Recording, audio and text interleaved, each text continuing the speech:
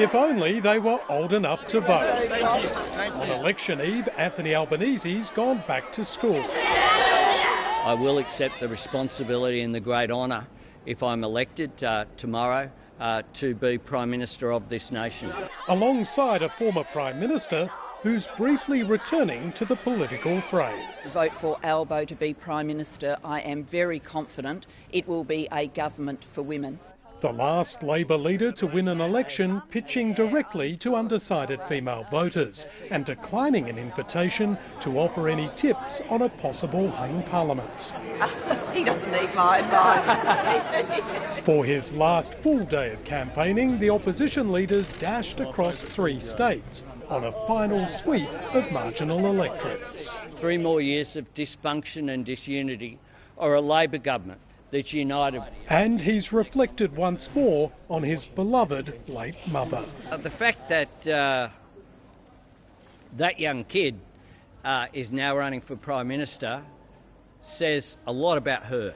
Welcome here, Mr. Morrison. His opponent also ending 6 weeks of campaigning with a frenetic finish. There we go.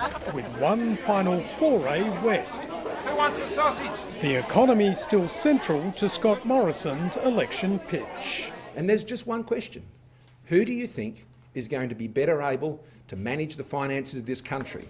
While acknowledging the electorate's grumpiness. They are fatigued and tired of the difficult challenges they've had over recent years. And I understand that frustration. In the final hours, there are unwelcome distractions too. The Prime Minister quizzed over reports he and senior colleagues rejected a proposal to double aid to the Pacific to counter China. Why are members of your government leaking against you? The National Security Committee is not just attended by ministers, it's also attended by officials. An election held during a pandemic is also throwing up last-minute complications, with special regulations hurriedly signed to allow all Australians in COVID isolation to vote by phone. We've spent a lot of time over the last few months putting this emergency measure in place, and we're hoping it holds up well tomorrow. As the campaign draws to a close, Labor, still traumatised by a shock loss 3 years ago, is growing more optimistic it can secure office. While inside coalition ranks, there's hope of holding on to government, although most believe they'll only do so with crossbench support.